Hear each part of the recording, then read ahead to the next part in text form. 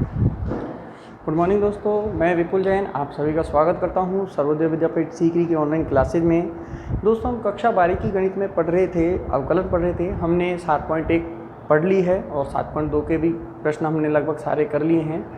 देखिए दोस्तों, अब हम प्रश्नावली 7.3 की बात करते हैं। प्रश्नावली 7.3 की बात करते हैं। तो देखिए दोस्तों, 7.3 में क्या दिया हुआ है। 7.3 में सबसे पहला टॉपिक ही आपका आता है अस्पष्ट फलनों का अवकलन। अस्पष्ट फलनों का अवकलन। तो ध्यान देना दोस्तों, अस्पष्ट फलनों का अवकलन क्या होता है। तो सबसे पहली चीज़ जो हमें समझने की है वो क्या है। इसमें एक शब्द आया है अस्पष्ट फलन। पहले तो हमें ये समझना होगा कि अस्पष्ट फलन होते क्या हैं। देखिए दोस्तों, जब हम कोई भी फलन पढ़ते हैं तो हम ऐसे पढ़ते हैं f(x) बराबर y या y बराबर f(x), ऐसे ही पढ़ते हैं ना। मतलब क्या हुआ, जैसे हम पढ़ लें, जैसे ये दिया हुआ है x 2x + y - 2 बराबर में 0, जैसे ये दिया हुआ है। तो देखिए इसमें जैसे मैं y का मान निकालना चाहूँ, अगर मैं y का मान निकालना चाहूँ तो y बराबर कितना निकलेगा, 2 - 2x। बोलो निकलेगा ना। तो देखिए अगर मैं x का मान निकालना चाहूँ तो x का मान कितना आएगा, 2 - y/2। यहाँ से इसको सॉल्व करेंगे तो y का मान ये आता है और x का मान ये आता है। अब ध्यान देना दोस्तों, इनका मतलब क्या होता है। मैं ये x और y, इसमें दो चर हैं। कितने चर हैं इसमें, दो चर हैं, x और y। और यहाँ पर भी हम अस्पष्ट फलन में कौन से चर पढ़ेंगे, एक तो x पढ़ेंगे और एक y पढ़ेंगे। तो ध्यान देना दोस्तों, यहाँ पे दो चर x और y। इसका मतलब क्या हुआ, y बराबर x के रूप में। इसका मतलब ये हुआ कि आपने इस फलन को, किसको, इस वाले फलन को किस रूप में व्यक्त कर दिया, x के पदों के रूप में व्यक्त कर दिया y को। ध्यान देना, इसका मतलब क्या हुआ, आपने फलन को क्या करा, x के पदों के रूप में व्यक्त करा है। किस रूप में व्यक्त करा है, x के पदों के रूप में व्यक्त कर दिया। और यहाँ इसका मतलब क्या है कि आपने फलन को y के पदों के रूप में व्यक्त किया है। अगर मैं सिंपल भाषा में कहूँ, समझ में नहीं भी आ रहा हो तो सिंपल भाषा में कहूँ, यहाँ पर हमने चर x और y को अलग अलग कर दिया है, यहाँ पर भी और यहाँ पर भी। मतलब अगर मैं अकेले y का मान निकालना चाहूँ तो निकाल सकता हूँ, अकेले x का मान निकालना चाहूँ y के रूप में तो निकाल सकता हूँ। तो ऐसे फलन देखिए, एक फलन ये लिख रहा हूँ, ध्यान देना दोस्तों, x + x² + xy + y² बराबर में जैसे 0 लिख रहा है, ये फलन लिख रहा है। अब यहाँ से यदि आप x का मान निकालना चाहो तो दोस्तों यहाँ जो फलन मिले, यहाँ ध्यान देना, यहाँ आपने x का मान निकाला तो इधर जो लिख रहा है वो पूरा y के रूप में लिख रहा है, यहाँ x नहीं है। और यहाँ आपने जब y निकाला तो ये पूरा का पूरा किस रूप में लिख रहा है, x के रूप में लिख रहा है, यहाँ पर y नहीं है। तो ऐसे ही यदि मैं यहाँ से x का मान निकालना चाहूँ पूरा y के रूप में, ध्यान देना, किसका मान निकालना चाहूँ, x का, किस रूप में, y के रूप में। तो देखिए दोस्तों, यहाँ से आप इस फलन से कभी भी x का मान y के पदों में ज्ञात नहीं कर पाओगे, क्योंकि यहाँ अलग अलग करने की कोशिश करो। जैसे कि कोशिश करते हैं x का मान निकालने की, तो देखिए इन दोनों में से x कॉमन लोगे, x + y बचेगा बराबर में -y²। तो x बराबर निकालने का प्रयास यदि आप करते हो तो ध्यान देना दोस्तों, अब है तो y में, लेकिन यहाँ पर कौन और आ गया, x आ गया। और इस x आने की वजह से ये पूरा मान y के रूप में नहीं हुआ। मतलब क्या हुआ, चरों का आप पृथक्करण नहीं कर पाए, x चर को अलग, y चर को अलग नहीं लिख पाए। तो दोस्तों यहीं से अस्पष्ट फलन का जन्म हो जाता है। ध्यान देना, फलन दो प्रकार का होगा। कितने प्रकार का होगा फलन, ध्यान देना, दो प्रकार का होगा। एक होगा स्पष्ट फलन और दूसरा होगा अस्पष्ट फलन। ध्यान देना दोस्तों, एक फलन होता है स्पष्ट फलन और दूसरा फलन होगा अस्पष्ट फलन। अब स्पष्ट फलन किसे कहते हैं और अस्पष्ट फलन किसे कहते हैं दोस्तों, इन दोनों फलनों में अंतर है। तो ध्यान देना, ये जो फलन हैं ये इस प्रकार के हैं कि इनमें चर y को चर x के पदों में व्यक्त किया जा सकता है, या ऐसे कह लो चर x को चर y के पदों में व्यक्त किया जा सकता है। तो ऐसे फलन जिसमें चर y को चर x के पदों के रूप में व्यक्त किया जा सके या तथा चर x को चर y के रूप में व्यक्त किया जा सके, तो ऐसे फलनों को स्पष्ट फलन कहते हैं। कौन सा फलन कहते हैं? ऐसे फलनों को स्पष्ट फलन कहते हैं। दोबारा समझ लीजिए, कौन से फलन स्पष्ट फलन होते हैं? यदि हम y को x के पदों में व्यक्त कर पाएं या x को y के पदों में व्यक्त कर पाएं तो ऐसे फलन स्पष्ट फलन कहलाते हैं। लेकिन वो फलन जिनमें चर x को y के रूप में व्यक्त नहीं कर पाएं या चर y को x के रूप में व्यक्त नहीं कर पाएं, ऐसे फलनों को हम अस्पष्ट फलन कहते हैं। कौन सा फलन कहते हैं दोस्तों? अस्पष्ट फलन कहते हैं। समझ में आ रहा होगा? यहाँ देख सकते हो हमने x को y के पदों में व्यक्त नहीं कर पा रहे हैं क्योंकि यहाँ पर x आ गया है ना। अगर यहाँ पर x नहीं आता तब तो सही था, लेकिन यहाँ पर x आ गया और ये x हटा भी नहीं पाओगे आप। ठीक है दोस्तों, तो ऐसे फलन जिसमें चर x और चर y को अलग अलग ना कर सकें अस्पष्ट फलन कहलाते हैं, और ऐसे फलन जिनमें चर x को और चर y को अलग अलग कर सकें, देख सकते हो अलग अलग कर दिया, तो ऐसे फलन हमारे स्पष्ट फलन कहलाते हैं। ध्यान देना, अस्पष्ट फलन को देखिए, यहाँ पर हम दो चर पढ़ रहे हैं x और y, तो अस्पष्ट फलन को जैसे f(x,y) के द्वारा प्रदर्शित किया जाता है। ध्यान से देखो दोस्तों, अस्पष्ट फलन को f(x,y) के द्वारा प्रदर्शित किया जाता है क्योंकि यहाँ हम कितने चर पढ़ रहे हैं? दो पढ़ रहे हैं। कौन कौन से पढ़ रहे हैं? x और y पढ़ रहे हैं। तो ध्यान देना, अस्पष्ट फलन को किससे प्रदर्शित करोगे? f(x,y) से प्रदर्शित करोगे। और स्पष्ट फलन आप तो जानते ही हो ना, इसका मतलब क्या हुआ? इसका मतलब हो जाएगा y बराबर fx। इसका मतलब क्या होगा इस वाले फलन का? y बराबर fx। और इसका मतलब क्या होगा? x बराबर fy। तो ये स्पष्ट फलन इस प्रकार से प्रदर्शित किए जाते हैं और अस्पष्ट फलन f(x,y) के द्वारा प्रदर्शित किया जाता है। कभी भी आपको इस प्रकार कुछ लिखा हुआ दिखाई दे तो समझ जाना वो फलन कौन सा है? अस्पष्ट फलन है। तो दोस्तों, आपको स्पष्ट फलन और अस्पष्ट फलन की परिभाषा समझ में आई? ठीक है, तो आप एक बार इसका स्क्रीनशॉट लेना चाहें तो आप इसका स्क्रीनशॉट ले सकते हैं। और दोस्तों चिंता ना करें, इसकी जो परिभाषा है अस्पष्ट फलन की आपकी बुक में लिखी हुई है, तो आप वहाँ से भी इसको लिख सकते हैं। मेरा काम थोड़ा सा समझाने का है तो मैंने समझा दिया है, उम्मीद है आपको समझ में आया भी होगा। तो एक बार आप इसका स्क्रीनशॉट लेना चाहें तो आप इसका स्क्रीनशॉट ले लीजिए। तो आगे देखेंगे अब हम।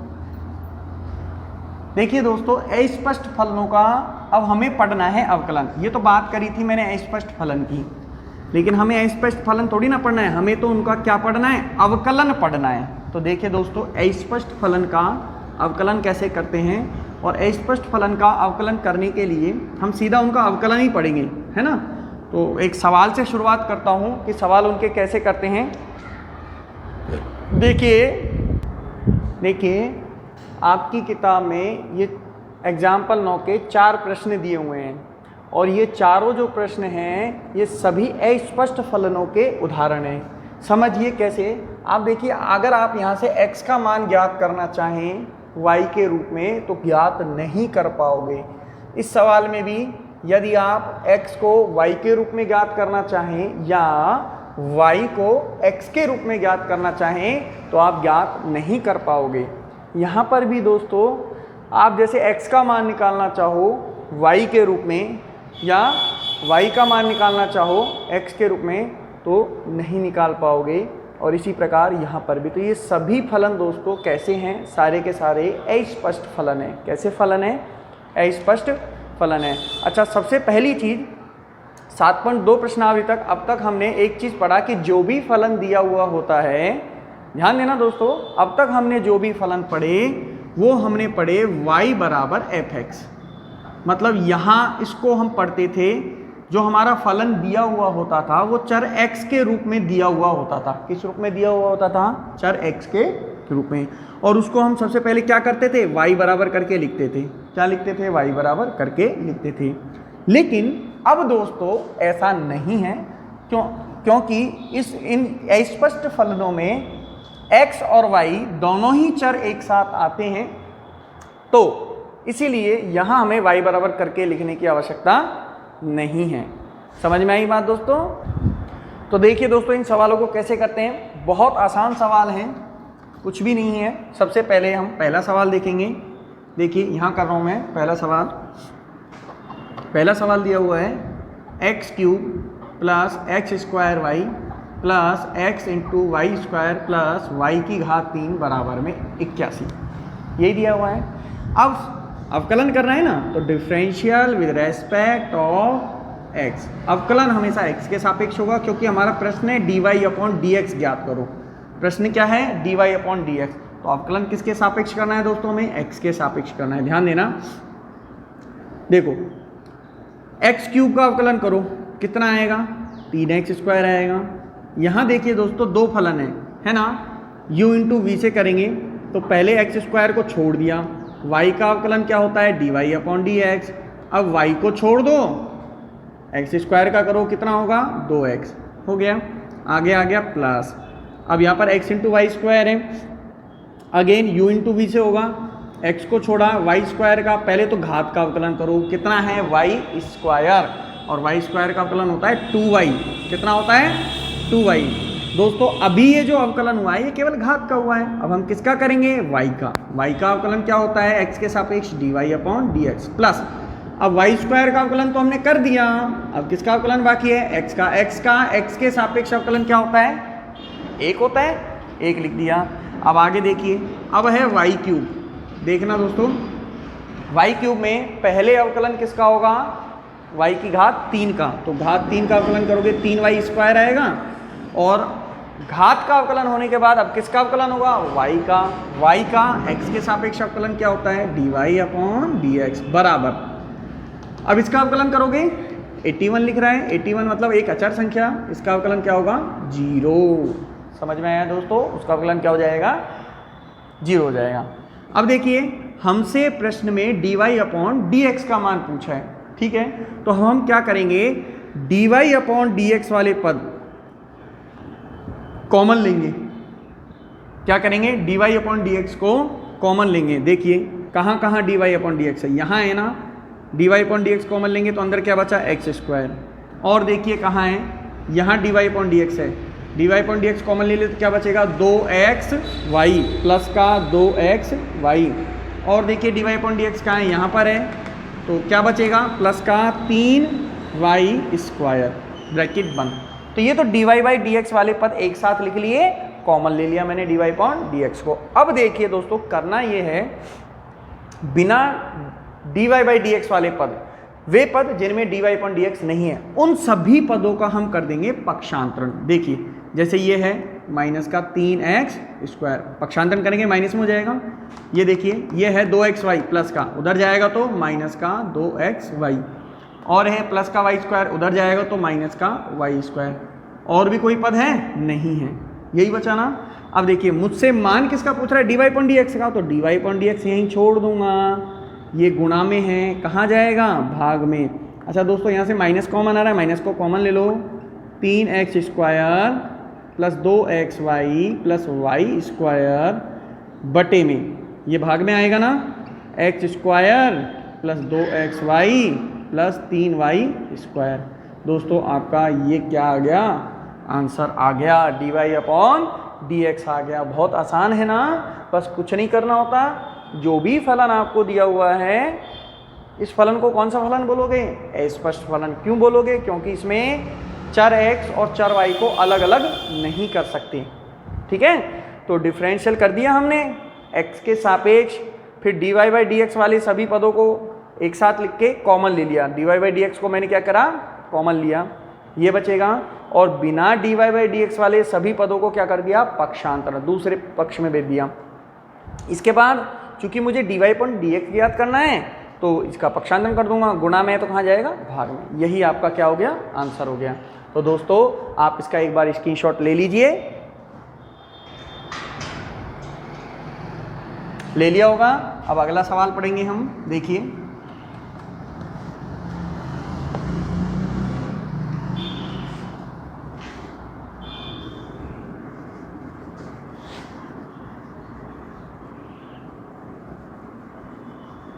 ध्यान से देखना दोस्तों, अगला सवाल दूसरा देखिए,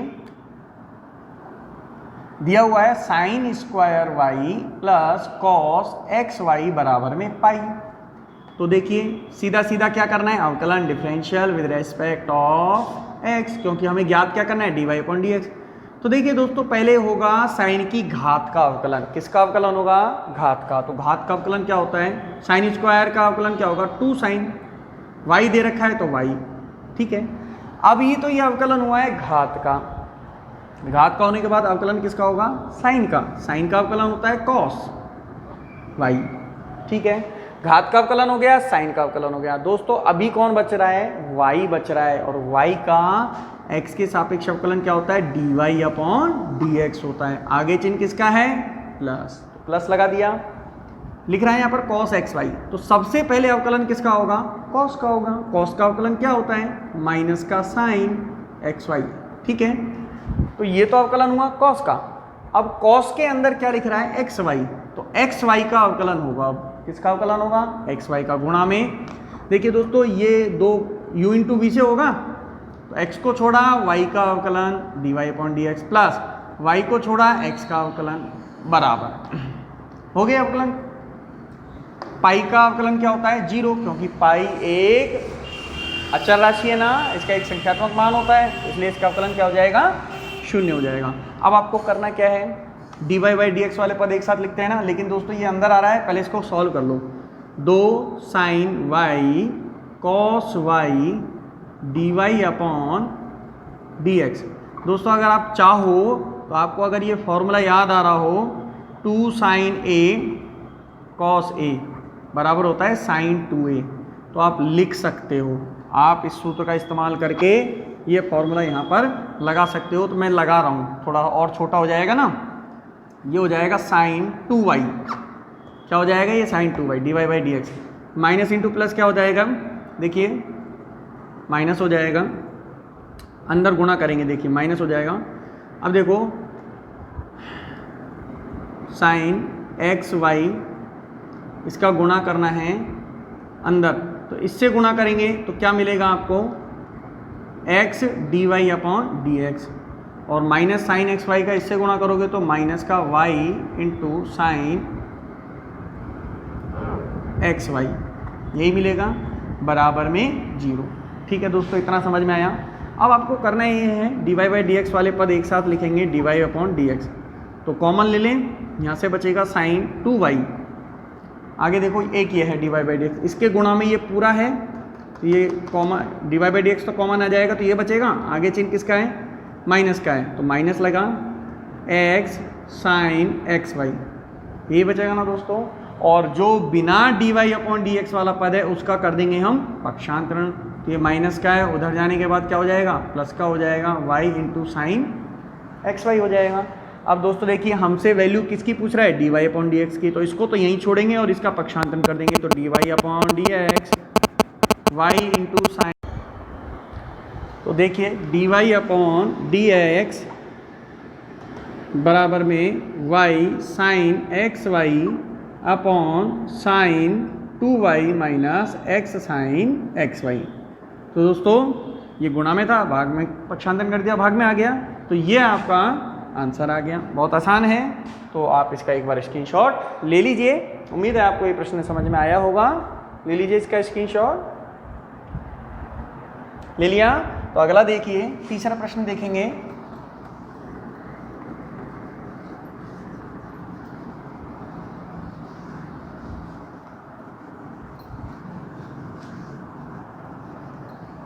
तीसरा प्रश्न देखिए, sine square x plus cos square y बराबर 1। तो देखिए differential with respect of x, ध्यान से देखना। तो साइन स्क्वायर एक्स, तो पहले किसका अवकलन होगा, घात का, अभी अभी हमने किया था ना, तो 2 साइन एक्स, और अब अवकलन किसका होगा, साइन का। साइन का अवकलन क्या होता है, कॉस एक्स। और x का x के सापेक्ष अवकलन क्या होता है, 1 होता है, तो उसे हम लिखते नहीं है। यहाँ करेंगे cos स्क्वायर y का, तो पहले किसका अवकलन होगा, घात का, क्या हो जाएगा 2 cos y, और अब अवकलन होगा cos का अवकलन होता है माइनस साइन इंटू में y। अब किसका अवकलन होगा, y का अवकलन होता है dy अपॉन dx, बराबर में 1 का अवकलन कर दोगे तो क्या आएगा 0। पहले घात का हुआ, फिर cos का हुआ, फिर y का, ठीक है। ये फॉर्मूला हो गया साइन 2x, और देखिए माइनस इधर ले आओगे, देखो minus 2 sine y cos y क्या हो जाएगा, साइन 2y हो जाएगा, dy अपॉन dx बराबर में 0। अभी मैंने बताया ना 2 sine a cos a formula क्या होता है, साइन 2a होता है। तो देखिए minus sine 2y dy upon dx बराबर में, इसका कर देंगे पक्षांतर, माइनस का साइन 2x। दोस्तों देखिए अब dy अपॉन dx ज्ञात करना है, तो माइनस साइन 2y का पक्षांतर कर देंगे हम, माइनस का साइन 2x बटे में माइनस साइन 2y, माइनस से माइनस कट जाएगा, तो dy अपॉन dx बराबर में क्या निकल के आया, sign 2x upon sine 2y। यही आपका क्या है दोस्तों, आंसर है। तो आप इसका स्क्रीनशॉट ले लीजिए। तो दोस्तों आपको ये प्रश्न समझ में आया गया होगा। तो ये जो चौथा प्रश्न है इसको आप स्वयं करना, क्योंकि ये भी इन्हीं की तरह होना है। तो ठीक है दोस्तों, तो दोस्तों आज के लिए इतना ही, कल हम फिर हाजिर होंगे आपके लिए कुछ और प्रश्न लेकर के। ठीक है दोस्तों, आज के लिए धन्यवाद।